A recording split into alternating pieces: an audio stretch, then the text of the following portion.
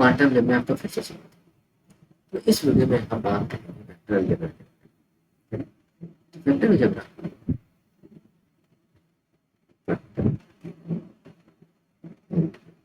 इसके अंदर हम सबसे पहले बात करेंगे मल्टीप्लिकेशन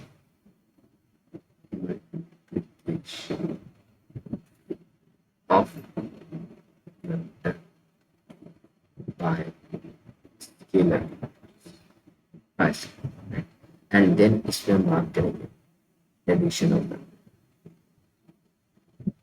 एडिशन ऑफ इसमें मल्टीप्लिकेशन ऑफ फैक्टर्स वेक्टर भी आएगा, राइट। मल्टीप्लिकेशन फैक्टर भी आएगा, लेकिन इस वीडियो में हम यही दो के बारे में एडिशन ऑफ फैक्टर्स, राइट। सबसे पहले बात करते हैं multiplication of factor by scalar, right. तो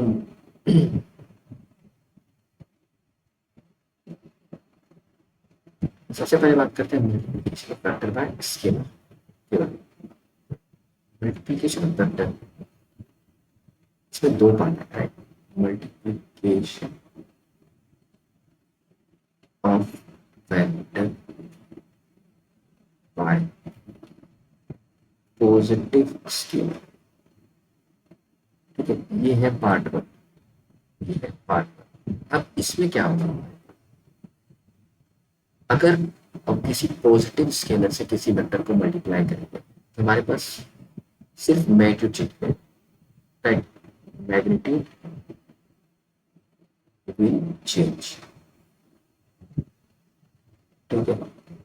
और दूसरा क्या आएगा, no change in direction, change in direction, ठीक है। जैसे कि एग्जांपल अगर हम लें एग्जांपल, तो एग्जांपल में बोल सकते हैं कि अगर F1 एक F1 वेक्टर है जिसका वैल्यू है 3 न्यूटन डी मिनट, तो अगर हम 2F लेंगे 2F, इसका मतलब हो जाएगा 6 न्यूटन और डायरेक्शन वही रहेगा डी नॉर्थ, राइट। कोई प्रॉब्लम है ना। तो अगर किसी पॉजिटिव स्केलर से मल्टीप्लाई करेंगे तो हमारा जो वेक्टर है उसका डायरेक्शन में कोई चेंज नहीं आएगा, ओके। सिर्फ और सिर्फ मैग्नीट्यूड चेंज। दूसरा है मल्टीप्लिकेशन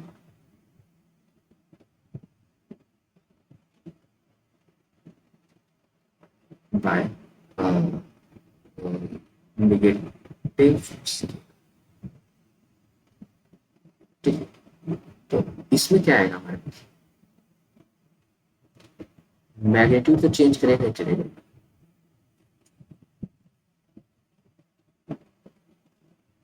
मैग्नीट्यूड चेंज, लेकिन डायरेक्शन भी चेंज होगा, राइट। डायरेक्शन ऑफ वेक्टर और vector will rotated by vector will be rotated bye 180 degree, ठीक है। इसमें क्या है कि अगर वेक्टर हमारा इधर है और इसको हम कोई एक वेक्टर इसके -2 से मल्टीप्लाई, तो जो नया वेक्टर बनेगा वो हमारा इधर है, मैग्नीट्यूड 2 टाइम्स हो जाएगा, ये हो जाएगा -, राइट। तो मैग्नीट्यूड क्या हुआ 2 टाइम्स हो गया, राइट।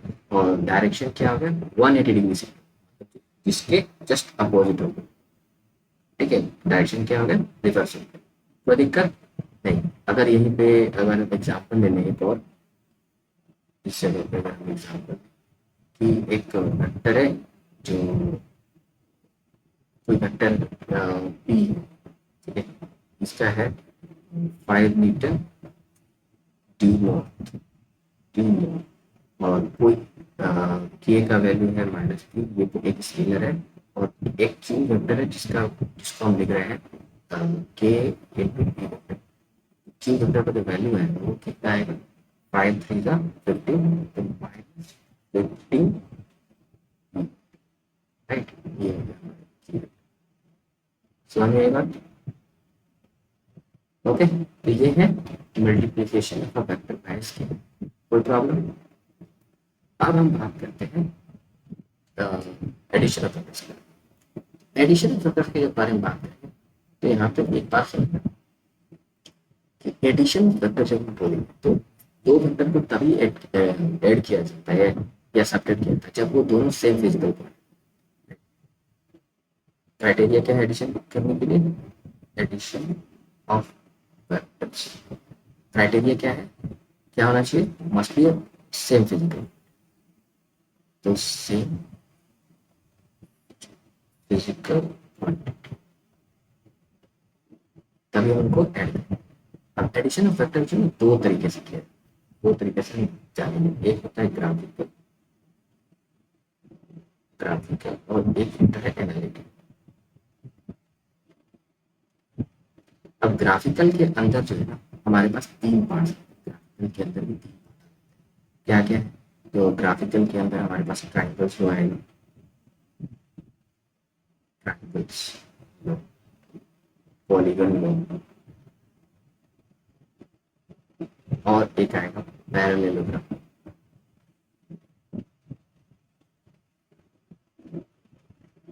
ये क्या है हमारे पास?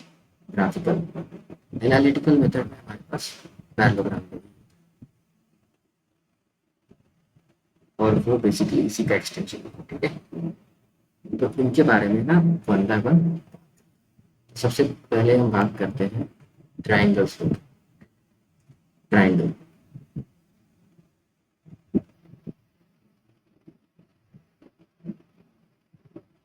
ट्राइंगल्स लोग कहता है क्या? ट्राइंगल्स लोग कहता है पहले तो ये ट्राइंगल्स होता है ना सिर्फ तीन दो वेक्टर कहता है। It is for two vector, it is for two vectors. Okay, अब ये कहता क्या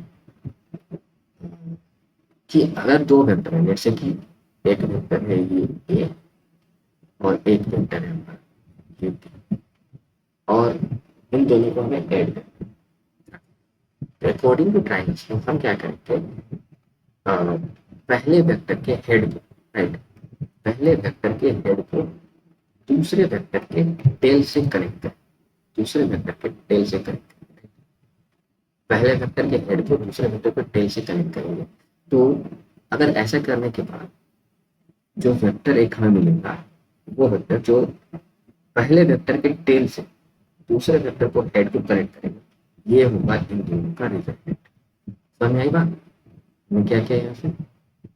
पहले दोनों हेड से ट्राइंगल्स के बोले if head of first vector is connected to tail of second vector, then the vector connecting tail of first vector to the head of second vector will be the resultant of both.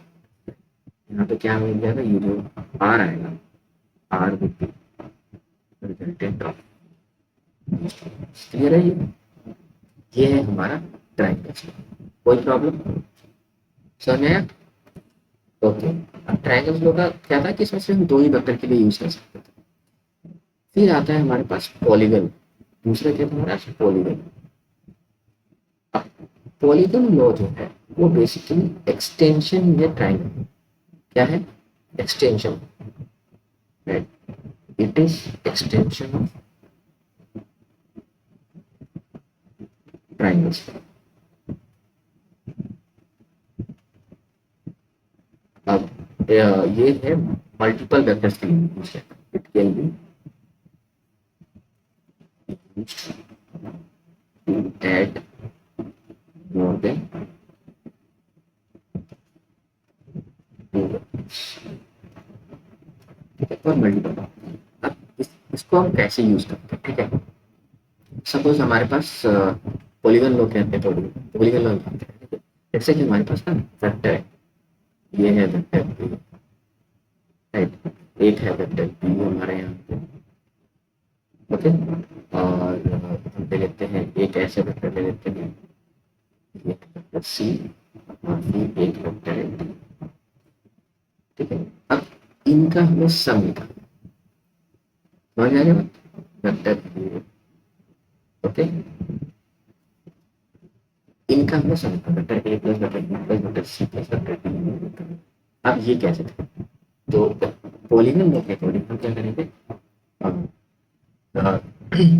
Head of first vector, तो पहले एक vector के head को दूसरे vector के tell से connect करेंगे, ठीक है। एक वेक्टर के हेड को दूसरे वेक्टर पर टेल से कनेक्ट करेंगे, फिर उस दूसरे वेक्टर के हेड को तीसरे वेक्टर के टेल से कनेक्ट करेंगे, और ऐसा हम करते जाएंगे जब तक कि सारे वेक्टर्स अरेंज। जब सारे वेक्टर अरेंज हो जाएंगे तब पहले वेक्टर के टेल से जो लास्ट वेक्टर के हेड को कनेक्ट करने वाला वेक्टर बनेगा ना, वो रिजल्ट है, ठीक है। जैसे कि हम यहाँ पर देखते हैं, ये है हमारा ए वेक्टर, ठीक है। ये वेक्टर हो गया हमारा ए, ठीक है। और ये वेक्टर, ये हो गया बी वेक्टर, ठीक है। फिर यहाँ ये हमने अरेंज कर लिया सी वेक्टर, और फिर इसको हमने अरेंज कर लिया, हमने क्या किया, सभी को अरेंज कर लिया, ठीक है। ए से बी से सी से डी। तो अब जो रिजल्टेंट हमें मिलेगा ना, पहले वेक्टर से सी, यहाँ से लेकर के इस जगह से इसको कनेक्ट करने का जरूर ये आएगा हमारा रिजल्ट, ठीक है। ये आर किसको रिप्रेजेंट करेगा, तो यहाँ पे वेक्टर आर इक्वल्स टू आ जाएगा vector A plus vector C plus vector, ठीक है। ये है हमारा पॉलीगन। समझ में आई बात? कोई प्रॉब्लम नहीं ना? अब देखो, अब बोलोगे सर ये एक्सटेंशन कैसे है ट्रायंगल? तो देखो सिंपल सा है, अगर ए और बी की बात करें तो इसका एक मान लेते हैं कि रिजल्टेंट होगा यहाँ पर, इसको हम मान लेते हैं आर वन, और यहाँ पर हम लेते हैं इसको कनेक्ट कर देते हैं आर, ठीक है। अब ध्यान से देखो, हम क्या लिख सकते हैं, आर वन को हम लिख सकते हैं vector R one is equal to A plus B, vector A plus B, we can write, ठीक है। अब R two vector is equal to क्या लिख सकते हैं, R two is equal to होगा R one vector plus B vector, R one vector plus C vector, और R one क्या था, ए प्लस बी था, इसके लिखेंगे हम vector A plus vector plus vector सी। इसी तरह से आर वेक्टर को क्या लिख सकते हैं, R two vector plus D vector, R two vector plus D vector, और आर टू वेक्टर की क्या है, A plus B plus C, हमारे पास क्या आ जाएगा vector R is equal to vector A plus vector B plus vector C plus vector D. ये है ना पॉलीगोनोमेट्रिक एक्सटेंशन ऑफ ट्रायंगल। समझ आ गया कि नहीं आ गया? ठीक है। तो ये तो काफी हेल्प हो गया मल्टीपल वेक्टर्स के अगर ऐड करना है ग्राफिकली, तो यहाँ पे काफी यूजफुल होता है। अब इसका ना एक बहुत ही हैंडी यूज होता है क्या, कि अगर ये साइक्लिक स्ट्रक्चर हो, मतलब जहाँ से स्टार्ट हुए वहां पे करेक्ट हो, तो रिजल्टेंट क्या आ जाएगा, जीरो, राइट। एग्जाम्पल बनाते हैं कि अगर हमारे पास एक वेक्टर ऐसे जा रहा है, एक वेक्टर ऐसे आ रहा है, एक वेक्टर ऐसे आ रहा है, एक वेक्टर ऐसे आ रहा है, और दूसरा ऐसे जा रहा है, राइट। ये मान लिया हमने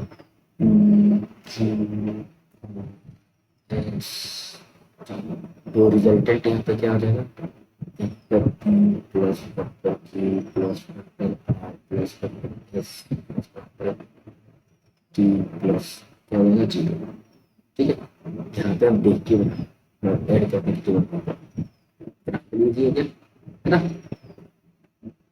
ओके, तो ये था हमारा पॉलीगन।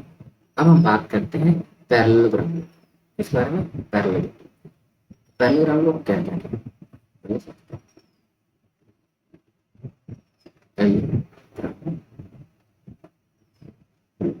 अब पैरेललोग्राम लोग कहते हैं कि अगर दो वेक्टर, मैंने ये भी सोचा था कि ये भी दो वेक्टर इज यूज्ड एट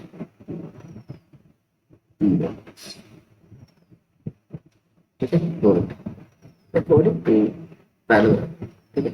इसका क्या है, सबसे पहले हम क्या करेंगे, दो वेक्टर को, अगर दो वेक्टर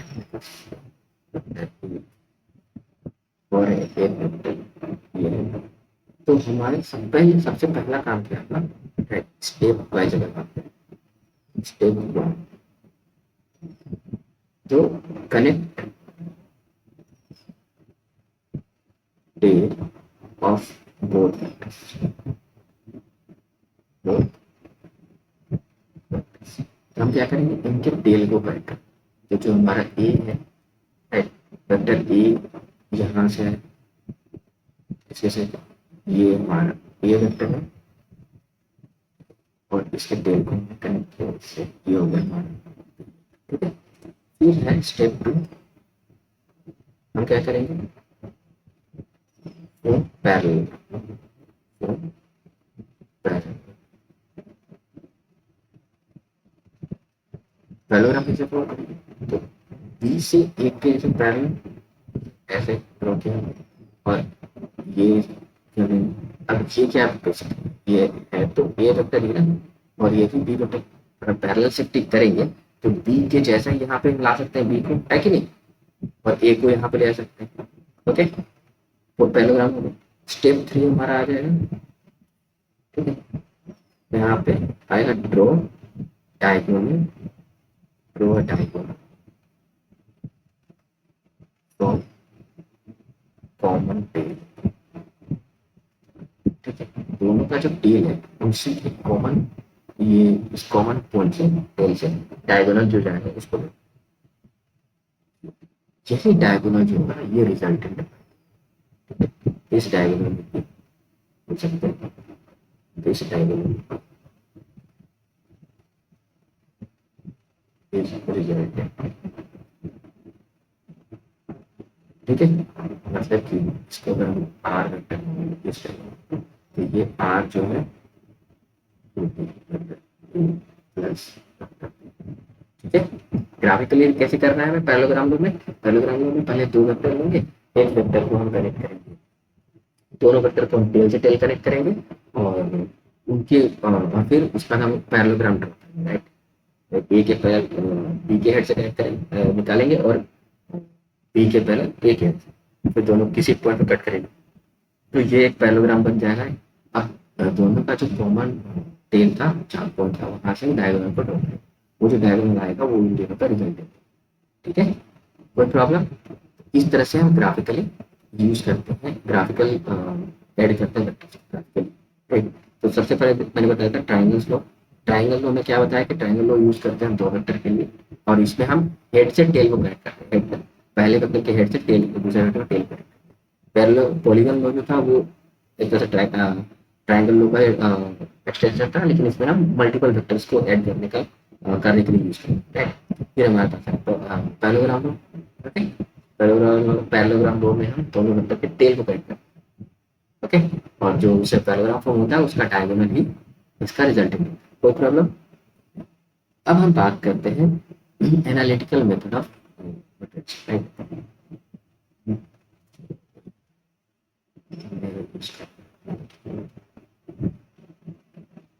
राइट, बात करते हैं एनालिटिकल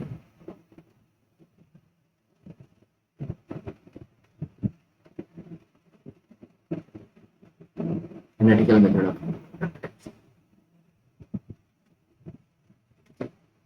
अब इसमें एक ही मेथड है, तो एक और है रिजोल्यूशन ऑफ वेक्टर, पर उसको हम अलग से पढ़ेंगे। तो यहाँ पे हम क्या बात करेंगे, पैरेललोग्राम।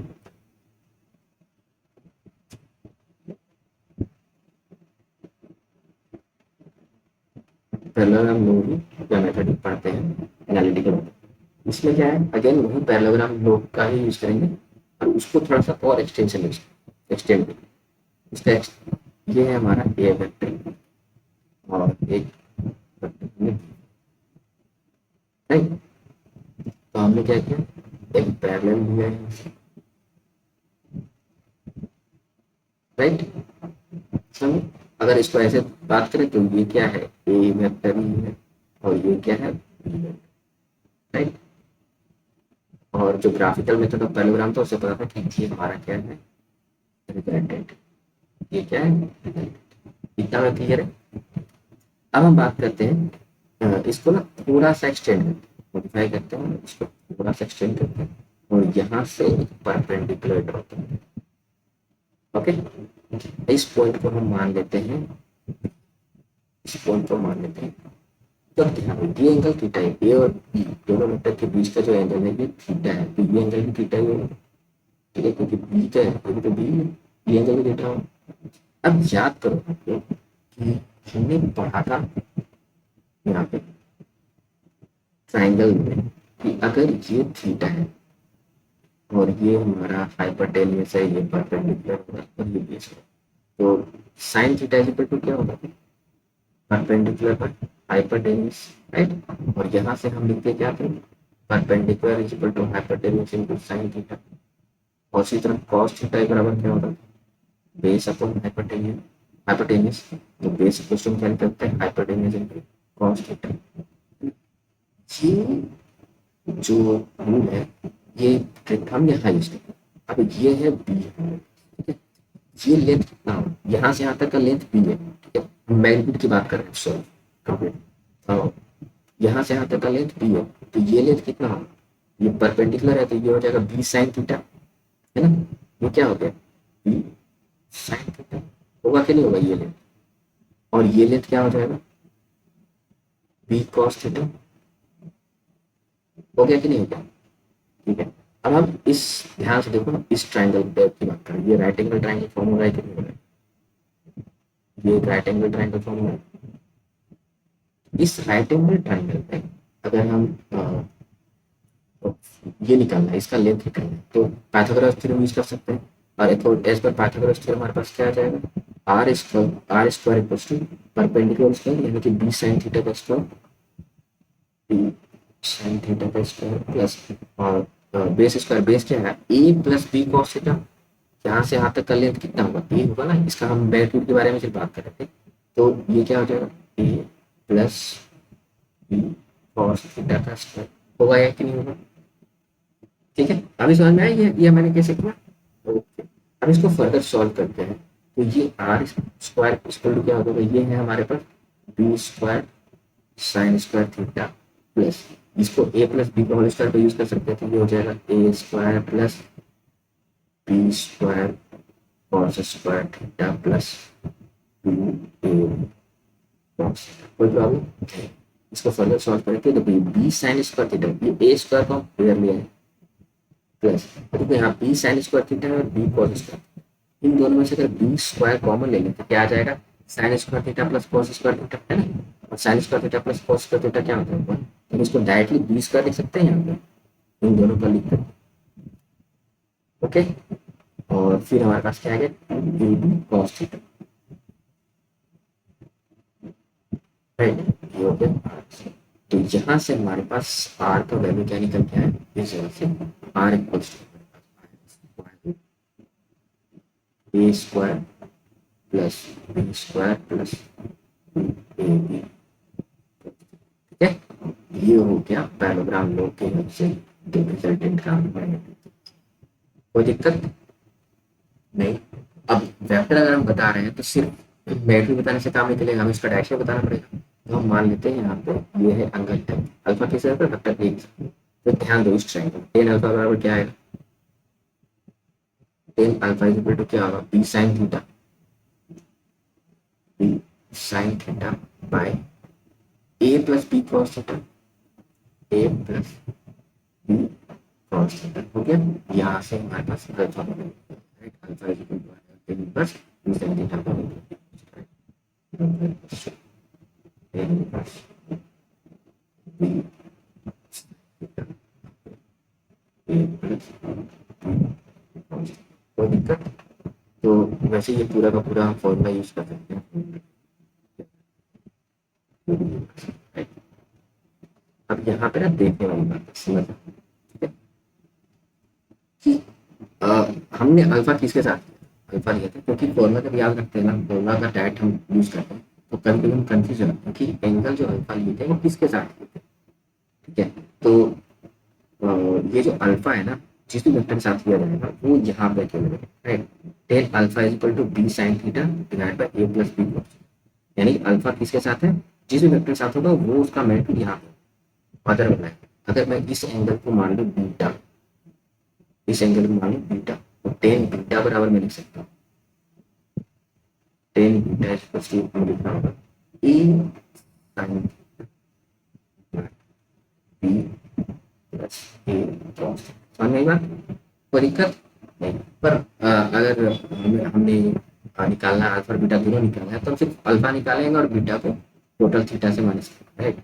थीटा माइनस अल्फा का टोटल बीटा, राइट, कोई दिक्कत नहीं। तो ये पूरा है रूल, ये याद रखना होगा। ठीक है, कहीं कोई समझ में आया, कहीं प्रॉब्लम आ रही है? नहीं ना, समझ में आ गया पूरा कैलकुलेशन कैसे किया मैंने? बहुत अच्छा। अब आगे बढ़ते हैं। अब हम इसके ना कुछ स्पेशल केसेस देखें। ठीक है, टोटल 3-4 स्पेशल केसेस बात करेंगे। तो सबसे पहले हम बात करते हैं केस स्पेशल केस।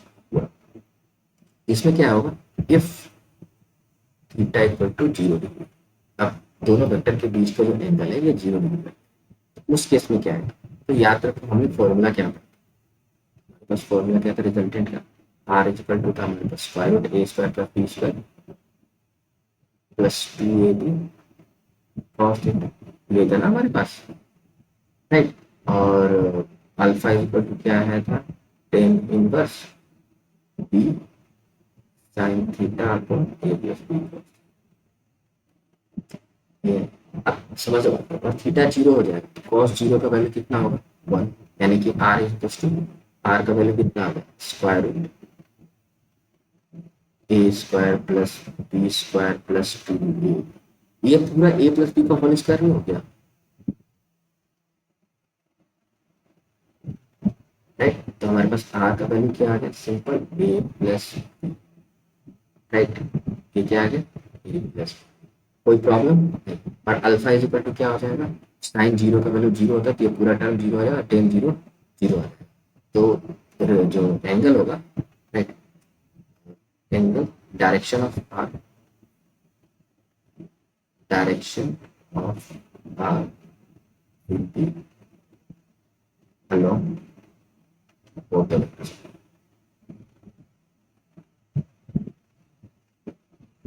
ठीक है, समझ आएगा। और एक और चीज बता दूं कि ये जो कंडीशन है ये आर मैक्स था, तो दो वेक्टर का एडिशन, तो मैक्सिमम वैल्यू क्या हो सकता है, तो यही, क्योंकि कॉस थीटा का मैक्सिमम वैल्यू 1 होता है, वो थीटा इक्वल टू 0। ये कंडीशन क्या है, आर मैक्स का कंडीशन है। ये क्या है, R max, maximum value of result, ये है आर मैक्स। ठीक है, याद रहेगा, इसे कंडीशन आर मैक्स, अगर पूछा जाए आर मैक्स तो थीटा वहां पे 0 लेंगे। ओके, जैसे कि सिंपल सा एग्जाम्पल, अगर मैं यहाँ पे बात करूँ, एक वेक्टर है 5 न्यूटन, ये डी न्यूटन, राइट, डी इसको ईस्ट कर, और एक और वेक्टर है हमारे पास 8 न्यूटन, और ये भी ईस्ट, ये हो गया वेक्टर। तो एक जो रिजल्टेंट आएगा, दोनों के बीच का एंगल क्या है 0 डिग्री, क्योंकि दोनों सेम डायरेक्शन में। आर इज इक्वल टू क्या करेंगे, ए प्लस बी, तो ये क्या है, मैग्नीट्यूड से ऐड कर देंगे, मैग्नीट्यूड 8 प्लस 5 30 न्यूटन, और डायरेक्शन क्या होगा डी ईस्ट, है ना, कोई दिक्कत नहीं। तो ये हमने एग्जाम्पल भी देख लिया, ये स्पेशल केस 1 था, यहाँ पर थीटा का वैल्यू क्या था 0। अब स्पेशल केस 2 में, स्पेशल केस 2 में क्या है, थीटा का वैल्यू, स्पेशल केस, ठीक है, यहाँ पे होगा क्या, थीटा का वैल्यू ले रहे हैं 180, थीटा का वैल्यू कितना ले रहे हैं 180। तो ये याद रखो, ये जो है ना, ये मिनिमम वैल्यू है, मिनिमम वैल्यू टेंशन क्यों देना, कॉस 180 का वैल्यू क्या होता है हमारे पास, आर इज इक्वल टू क्या था, ए square plus B square plus 2ab constant. अगर थीटा का वैल्यू 180 पुट करते हैं तो क्या आ जाएगा -1, कॉस 180 का 6, cos 180 degree is equal to -1। तो यहाँ पे आ जाएगा क्या, A square plus B square -2ab, right, A square plus B square -2ab। अब याद, ये इसका क्या हो सकता है, ये हो सकता है A plus B, A minus B का होल स्क्वायर हो सकता है ये, यहाँ से हमारे पास आर के दो वैल्यू आ सकते हैं, क्या क्या, यहाँ से आर का वैल्यू ये हो सकता है स्क्वायर रूट ए माइनस बी का होल स्क्वायर, और स्क्वायर रूट बी माइनस ए, क्योंकि हमें पता नहीं है कौन बड़ा है कि नहीं। तो या इसीलिए हमारे पास आर का जो वैल्यू है, हम आर को ऐसे लिखते हैं, R is equal to mod of A minus B, right, mod of A minus B, ये लिखते हैं।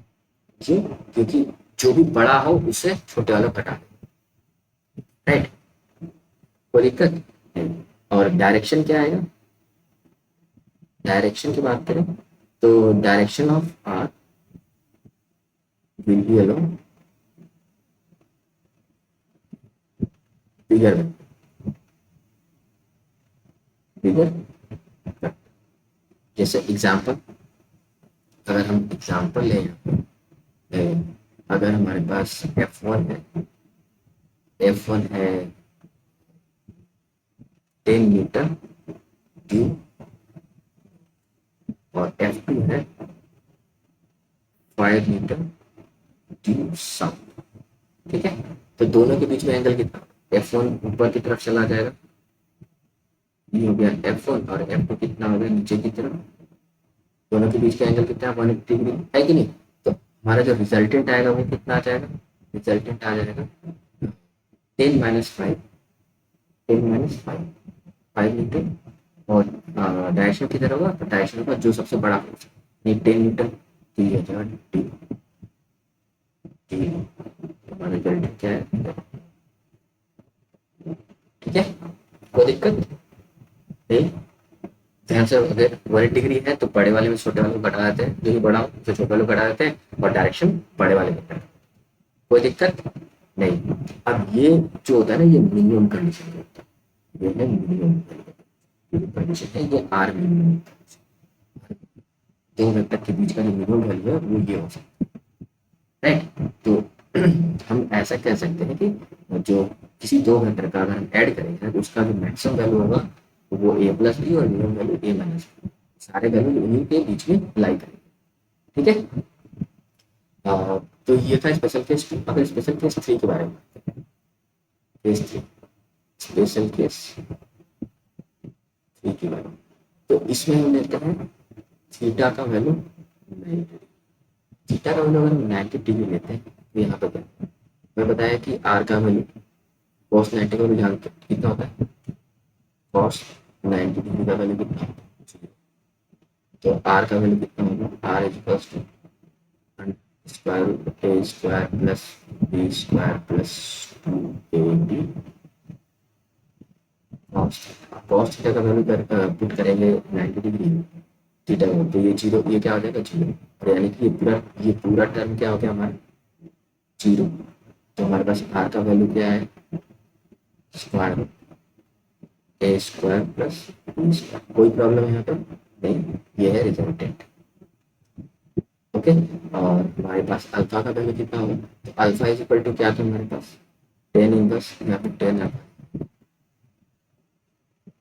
अल्फा इज इक्वल टू क्या था, प्लस कॉस थीटा। साइन 90 का वैल्यू होता है अपन, कॉस 90 का वैल्यू जीरो होता है, फर्स्ट टेन अल्फा का वैल्यू कितना आया, कितना है, एंगल अल्फा किसके साथ है, ए के साथ, राइट। कोई दिक्कत।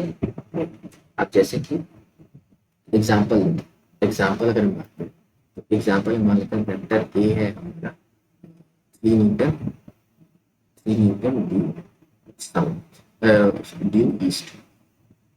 ठीक है, और वेक्टर बी है हमारा 4 मीटर ड्यू। तो हमारा रिजल्टेंट क्या, रिजल्टेंट का क्या, तो अगर हम बात कर देखें, अगर ड्रॉ करें तो ये क्या है, ये हो गया 4 मीटर और 3 मीटर, ये हो गया vector A, vector B. Resultant हमारा कहीं बीच में लाई करेगा, राइट। ओके, अब यहाँ से आर का वैल्यू कितना रहेगा, मैग्नीट्यूड अगर बात करें तो आर का मैग्नीट्यूड कितना होगा, under A square plus B square, under 3 square plus 4 square, 3 square 9, 4 square 16, 16 plus 9 25, 25 का स्क्वायर रूट करेंगे कितना है 5। तो आर का वैल्यू कितना आ गया 5, और अल्फा का वैल्यू कितना होगा, तो 10 alpha is equal to 10 alpha is equal to B कितना है हमारे पास 4 तो 4/3 कब आएगा, 10 अल्फा का 4/3 है, तो हमारे पास वैल्यू कितना आ जाएगा, ये है वैल्यू का साइन का, साइन 53 का, चलो 53 डिग्री का।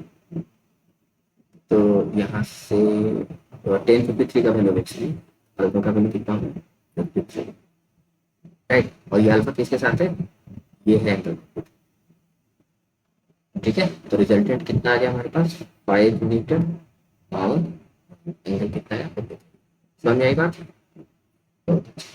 तो तो हमने 0 डिग्री देख लिया, 180 डिग्री, 90 देख लिया। और ना एक और स्पेशल केस देखते हैं, special case four. Special case four, इसमें क्या है, स्पेशल केस फोर, यहाँ पे हम लिखते हैं कि एंगल की बात नहीं, तो हम मैग्नीट्यूड की बात करते हैं। Vector A equals to mod of vector A, यानी मैग्नीट्यूड दोनों वेक्टर का सेम, मैग्नीट्यूड दोनों वेक्टर का सेम हो जैसे ए, तो क्या, राइट, मैग्नीट्यूड दोनों का सेम है। ठीक है, तो इस पे बात करें। तो इसमें हमारे पास फॉर्मूला आ गया, हमें पता है r square, r equal to क्या है हमारे पास, a square plus B square plus A b, right. अब इसको ध्यान दो, ए की जगह पर बी की जगह में ए पुट करेंगे, क्या हमें क्या मिलेगा, A square plus A square, अब two A into A, two A square cos theta, ये क्या हो जाएगा, A square plus A square, two A square plus two A square cos theta. अब टू ए स्क्वायर को अगर हम common ले लें तो हमारे पास क्या बचेगा, टू ए स्क्वायर को अगर हम कॉमन ले लें तो हमें बचेगा two A square one plus cos theta. इसको आगे सॉल्व कैसे करें, तो याद करें मैंने रूल बताया क्या, कॉस टू थीटा, क्या होता है cos two theta, cos two theta होता है टू कॉस स्क्वायर थीटा बचे, अगर यहाँ पर टू थीटा यहाँ पर थीटा होता तो कॉस थीटा इंटू क्या होता है, cos square theta by to, ये होता है, राइट। ये हम यूज करेंगे, तो इससे हमें आर का वैल्यू कितना मिल जाएगा, तो अगर फर्दर सॉल्व करें तो हमें सोचते A square, right, one plus two cos square theta by two minus one. अब ये माइनस वन और ये प्लस वन चला जाए, वन में से वन सेपरेट हो जाए, बचे ये two into two four, A square cos square theta, अब सबका स्क्वायर रूट लेंगे, तो इसको ऐसे करें तो हमारे पास क्या है, two A square sorry four A square cos square theta by two, तो यहाँ से हमारे पास आर का वैल्यू क्या निकल गया, टू ए कॉस थीटा, ये है आर का, याद रहेगा। अगर दो वेक्टर का सेम मैग्नीट्यूड है तो रिजल्टेंट क्या आएगा, two A cos theta, two A cos theta, कहीं से कोई दिक्कत, ठीक है। एंगल क्या होगा, तो मैं बता देता हूँ डायरेक्ट कि अगर दो वेक्टर्स हैं और दोनों वेक्टर के बीच मैग्नीट्यूड सेम है तो उनका रिजल्टेंट जो है एक्जैक्टली उनके बीच में रहता है, पर उसको मैथमेटिकली प्रूव करना चाहिए तो वो भी करते हैं। तो हमें पता है अगर एंगल के बारे में बात करें तो tan alpha is equal to, हमें पता है कि tan alpha is equal to, अगर दोनों वेक्टर ऐसे हैं, ए वेक्टर और ये वेक्टर, ठीक है, और ये रिजल्टेंट है, tan alpha is equal to क्या होगा, sine theta by A plus B cos theta, सबका मैग्नीट्यूड तो सेम ही है हमारे पास, है ना, तो इसको कॉमन ले सकते हैं, ये क्या आ जाएगा हमारे पास, ए साइन थीटा, ये दोनों का कॉमन ले लिया हमने तो यहाँ पर आ जाएगा वन प्लस कॉस थीटा, ये तरीका। अब ध्यान रखिए साइन थीटा को हम क्या लिख सकते हैं, यहाँ पे फिर एक और टर्म हो जाएगा, चल हमारे पास अभी आ क्या रहा है, tan alpha is equal to sine theta upon one plus cos theta, ये आ रहा है। अब हमें पता है, पता है साइन थीटा को हम लिख सकते हैं, याद रखना है इसको, टू थीटा वाले फॉर्म में देते हैं, किसको लिख सकते हैं, sign theta by two cos theta, और सिमिलरली कॉस थीटा को हम लिख सकते हैं cos square theta by two minus one, ये हम ना ये यूज करने वाले हैं। अगर इन दोनों को अगर यूज करें तो हमारे पास टेन अल्फा का वैल्यू कितना आ रहा है, tan alpha is equal to क्या होगा, two sine theta by to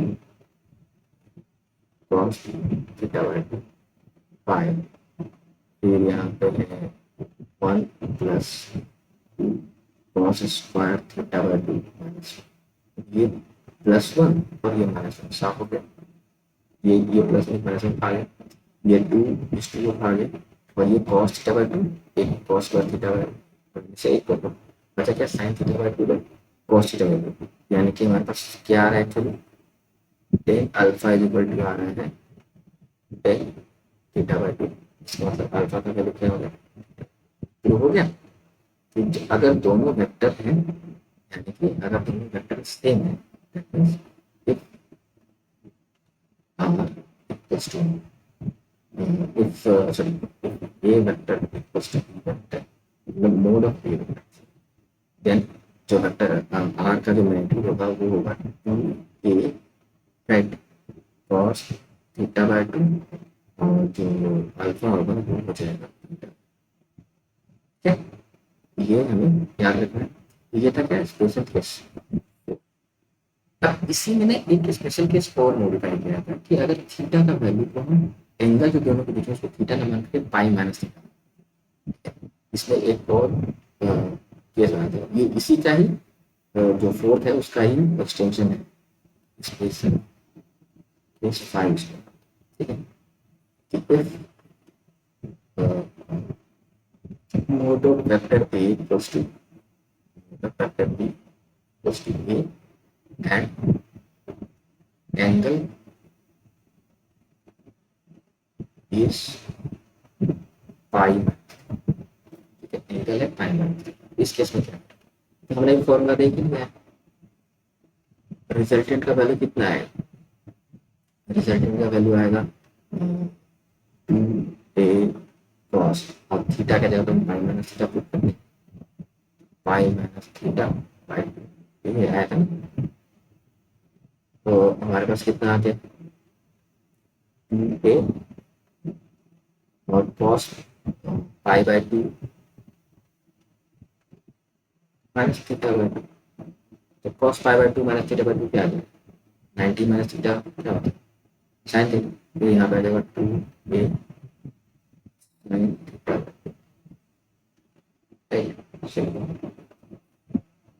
और एंगल क्या हो गया C by minus theta by 2, जो भी एंगल है इसका नाम, right. Alpha is equal to क्या आ गया, तो वैल्यू है पाई माइनस थीटा, कोई प्रॉब्लम नहीं। तो ये था पूरा एडिशन ऑफ वेक्टर्स के बारे में। एनालिटिकल मेथड में क्या देखा कि पैरेललोग्राम जो पढ़ा एनालिटिकल मेथड में, राइट, हमने पैरेललोग्राम देखा, पैरेललोग्राम पैरेललोग्राम जो देखा इसका फॉर्मूला देखा, इसके स्पेशल केसेस पढ़े, केस 1 केस 2 केस 3 देखा, जब थीटा 90 होता है, केस 4 देखा जब दो सेम होता है, इसके बाद हम केस आ गया कि एंगल सेम लेकिन एंगल को पाई माइनस, कोई दिक्कत। अब ना इसके बाद हम कुछ प्रॉब्लम सॉल्व कर लेते हैं ताकि हमारा प्रैक्टिस हो जाए। सबसे पहले ये क्वेश्चन देखते हैं। इस क्वेश्चन में कहा है कि दो वेक्टर्स है जिसका एक वेक्टर का यूनिट है 10 दूसरे वेक्टर का, और दोनों के बीच का एंगल कितना है 120, हमें निकालना है magnitude and angle of resultant with 10 unit. कोई दिक्कत है, हमारे पास वेक्टर एक है 10 यूनिट का, मान लेते हैं कि इसको वेक्टर ए और इसको वेक्टर बी, तो ए का वैल्यू कितना है 10 यूनिट, वेक्टर बी का मैग्नीट्यूड कितना है 5, राइट। और अगर डायग्राम ड्रॉ करो तो डायग्राम कुछ ऐसा बन रहा है, ये है हमारा वेक्टर ए और हमारा बी वेक्टर, ठीक है। और ये डायग्राम बनाना बहुत इंपॉर्टेंट है, क्या है ना दिमाग में हमारे पास ये आइडिया हो जाता है कि उसका डायग्राम कैसा बनेगा तो उसको सॉल्व कैसे करते हैं, ये काफ़ी जरूरी होता है। तो आपको इमेजिन करना कि बस किस तरह से करें और इसका डायग्राम कैसे। अब ये है 120, तो हमें पैराग्राफ सिंबल से पता है कि रिजल्टेंट क्या होगा इन दोनों के बीच में रह जाएगा कहीं पर भी, ठीक है। तो हमारे पास इसको हमने मान लिया थीटा 120, तो रिजल्टेंट कितना A square plus B square plus 2 A B cos theta, A का स्क्वायर करेंगे तो कितना आएगा 100 बी का स्क्वायर करेंगे कितना है 25 plus 2ab a into B तो 2 into 10 20 20 into 5 100 and cos 120 cos 120 cos 120 का वैल्यू क्या है cos 120 का वैल्यू कितना है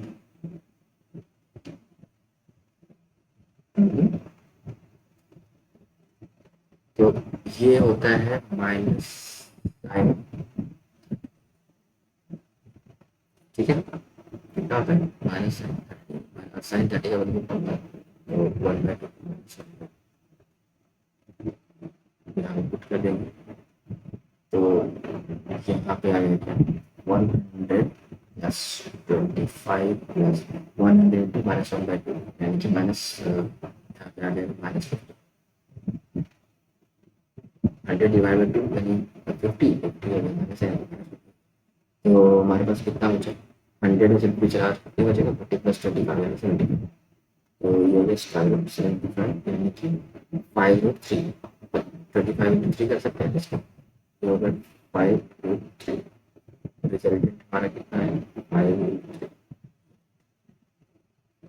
तो हम एंगल की बात करें तो हमें किसके साथ एंगल निकालना है 10 यूनिट के साथ हमें ये भी राइट तो यानी कि लिखेंगे क्या 10 alpha is equals to B sine right तो बी हमारा कितना है 5 sine 120 degree divide by A कितना है 10 प्लस 5 cos 120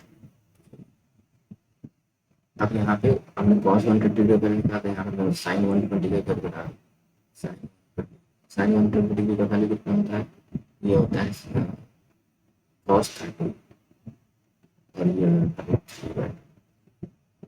तो अल्फा का वैल्यू 10 अल्फा का वैल्यू हमारे पास है 5 sin 120 का वैल्यू कितना है √3 वैल्यू 10 प्लस 5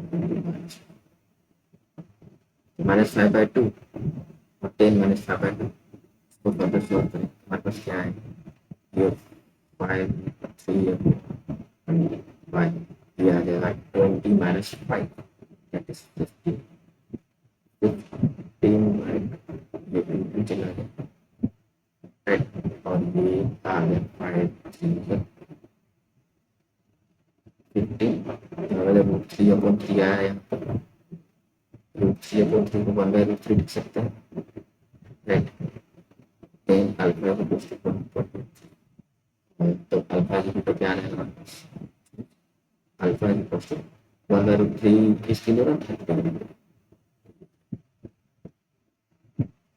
ओके अब दूसरा क्वेश्चन यहाँ पूछा है कि दो वेक्टर से जिनका मैग्नीट्यूड इक्वल है राइट दोनों के बीच का सिटी है तो उनके मैग्नीट्यूड को फाइंड करना समथिंग समथिंग पता है रिजल्ट ये तो काफी चीज है क्या होगा 2a cos थीटा तो 2a का वैल्यू कितना होगा थीटा का वैल्यू 60 cos 30 डिग्री का वैल्यू कितना होगा 2 cos 60 का वैल्यू 30 का वैल्यू कितना होगा 3 divide by 2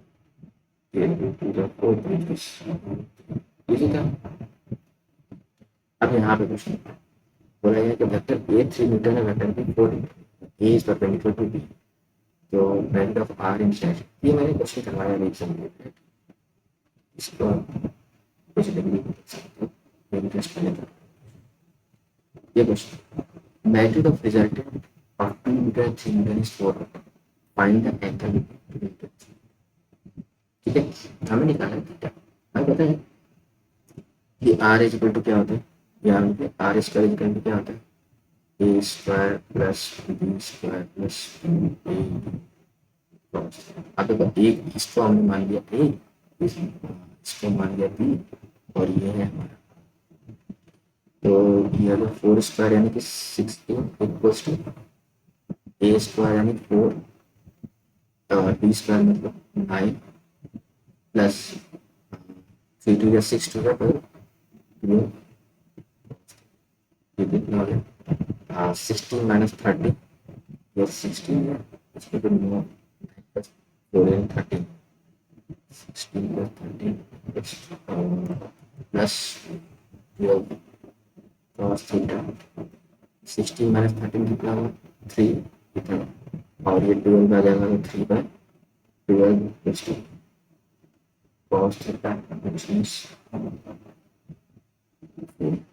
theta is equal to cos inverse 1/4. कोई प्रॉब्लम नहीं? ओके। अब ये क्वेश्चन है, ये बहुत अच्छा क्वेश्चन है। इस क्वेश्चन में क्या है कि दो वेक्टर है ए एन का वैल्यू है 3 न्यूटन एंड 5, तो आउट ऑफ दिस कौन से पॉसिबल वैल्यू है। तो याद करो मैंने क्या बताया कि जो रिजल्टेंट है आर मैक्स क्या हो सकता है, जो किसी भी दो वेक्टर का सम है, तो मैं vector a minus vector b का greater than equals to less then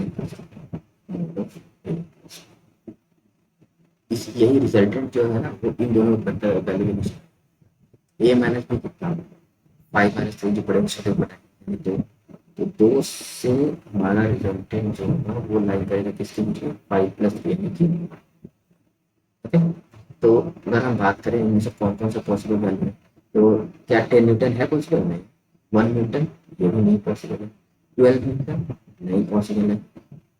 2 Newton yes ये पॉसिबल है। 6 न्यूटन पॉसिबल है। 5 पॉसिबल है। 0 न्यूटन नहीं पॉसिबल।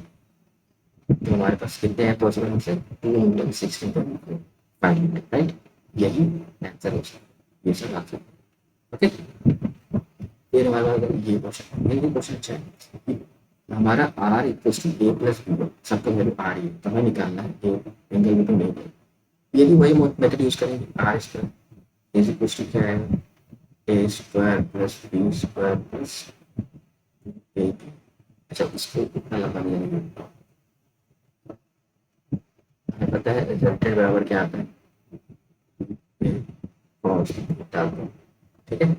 अब आर का जब अगर दोनों का मैग्नीट्यूड सेम होता है वेक्टर का, तो हम ये यूज करते हैं 2a cos थीटा। अब यहाँ पे ए के जगह पे भी आर ही है, तो R is equal to cos theta, तो आर आर कैंसिल हो गया, बचा कितना 1/2 equals to cos theta. cos का कितना वैल्यू पे 1/2 तो cos 60 को cos 60 degree is equal to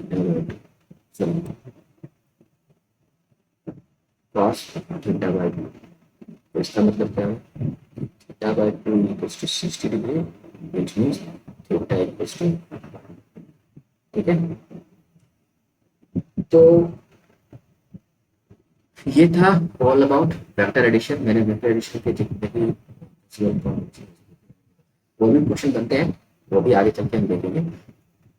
तो इस वीडियो में हमने बेसिकली क्या क्या देखा, अगर मैं समराइज करूँ एक सब, तो अगर मैं बात करूँ तो हमने इसमें क्या क्या पढ़ा है, तो हमने पहले तो मल्टीप्लिकेशन देखा, मल्टीप्लिकेशन बाय स्क्वायर देखा, मल्टीप्लिकेशन बाय स्केलर देखा, राइट। और इसमें मैं जाना कि अगर पॉजिटिव से मल्टीप्लाई करते हैं तो नेगेटिव चेंज करता है, डायरेक्शन चेंज नहीं करता। नेगेटिव स्केलर से मल्टीप्लाई करते हैं तो डायरेक्शन 180 डिग्री शिफ्ट करता है, तो बैक एकदम जस्ट अपोजिट होता है और नेगेटिव चेंज, राइट। फिर हमने एडिशन ऑफ वेक्टर के बारे में बात की, एडिशन ऑफ वेक्टर के बारे में बात की। इसमें हमने बात किया ट्राइंगल्स लॉ के बारे में, ठीक है। ट्राइंगल्स लॉ के बारे में बात की। ट्राइंगल्स लॉ में क्या होता है, बात की कि ट्राइंगल्स लॉ यूज किया था दो वेक्टर को ऐड करने के लिए ग्राफिकली। इसमें हम क्या करते हैं, पहले वेक्टर के हेड को दूसरे वेक्टर के टेल से कनेक्ट करते हैं, और जो पहले वेक्टर के टेल से और दूसरे वेक्टर के हेड को कनेक्ट करने वाला वेक्टर होता है वो इनका रिजल्टेंट होता है। ये ट्राइंगल्स लॉ। इसके बाद हमने बात की पॉलीगन लॉ। पॉलीगन लॉ में हमने क्या जाना, पॉलीगन में ये यूज किया जाता है मल्टीपल वेक्टर्स को ऐड करने के लिए ग्राफिकली। ये बेसिकली ट्राइंगल्स लॉ का ही एक एक्सटेंशन होता है। और इसमें क्या करते हैं, पहले वेक्टर के हेड को दूसरे वेक्टर के टेल से कनेक्ट करते हैं, फिर दूसरे वेक्टर के हेड को तीसरे वेक्टर के टेल से कनेक्ट करते हैं। और इसी तरह से सारे वेक्टर्स को अरेंज करते हैं।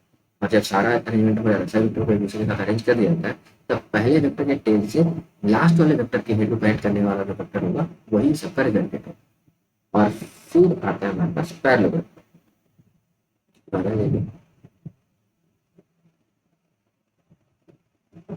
ये पैरेललोग्राम में हम क्या बात करते हैं कि दो वेक्टर को हम क्या करते हैं, उनके टेल को, कॉमन टेल को कनेक्ट करते हैं और उनसे फिर हम पैरेललोग्राम ड्रॉ करते हैं, पैरेललोग्राम ड्रॉ करते हैं।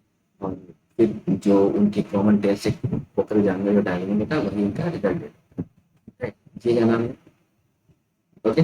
इससे हमें ये पता चला कि जो दो वेक्टर का रिजल्टेंट होता है वो हमेशा, अगर दोनों का टेल कनेक्ट है तो हमेशा उनके बीच में ही लाइन करेगा। ओके।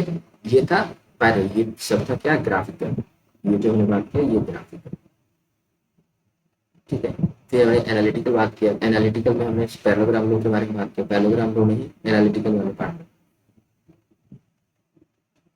एनालिटिकल में पैरेललोग्राम लो के चलते हमने आर का वैल्यू पता किया, आर का वैल्यू क्या था, स्क्वायर रूट ए square plus B square plus cos theta, right. और यहाँ पे alpha is equal to tan, alpha is equal to क्या आया था, b sine theta divide by A plus B cos. अब यहाँ पे जो अल्फा है वो वेक्टर के साथ में है तो ए वेक्टर के साथ, ठीक है। ये हो गया मैग्नीट्यूड के लिए, ये हो गया डायरेक्शन के लिए। इसके हमने 5 स्पेशल केसेस देखे। पहला स्पेशल केस में क्या देखा, जब थीटा 0 होता है तो आर का वैल्यू क्या होता है, 1 बाय ए प्लस बी हो जाता है और ये मैक्सिमम वैल्यू होता है, राइट। तो यहाँ पे मैं देखा आर मैक्स क्या आता है, ए प्लस बी। ये कब था, जब थीटा इक्वल्स टू 0 होता है। फिर हमने बात किया कि जब थीटा का 180 डिग्री वैल्यू होता है तो ये वैल्यू आता है मिनिमम, राइट। होता है ए माइनस बी, बेसिकली बड़े वाले से दोनों घटाते हैं तो थीटा का वैल्यू जब होता है 180। इसमें डायरेक्शन क्या होता है, आर के टाइम में तो दोनों का सेम डायरेक्शन है, उसी डायरेक्शन में रिजल्ट है। मिनिमम में डायरेक्शन क्या होता है कि जो बड़ा वाला होता है उसका डायरेक्शन, बड़े वाले छोटे वाले घटाते हैं और जो बड़े वाले घटक का डायरेक्शन होता है वो डायरेक्शन होता है। फिर मैंने बात किया था जब थीटा का वैल्यू 90 डिग्री, तो वहाँ पे आर का वैल्यू क्या आया था, ए square plus B square, okay. और टेन अल्फा का वैल्यू क्या आया था, बी बाय ए। ये कब था हमारे लिए, जब थीटा का वैल्यू था नेगेटिव, ओके। और इसी में फिर हमने बात किया कि आर का वैल्यू होता है 2a cos थीटा बाय 2। ये कब, जब a plus B a equals to 0 होता है, राइट। और इसमें जो थीटा का वैल्यू क्या होता है, थीटा बाय 2, आप दोनों वेक्टर के बीच का जो एंगल है उसका बीच में, राइट।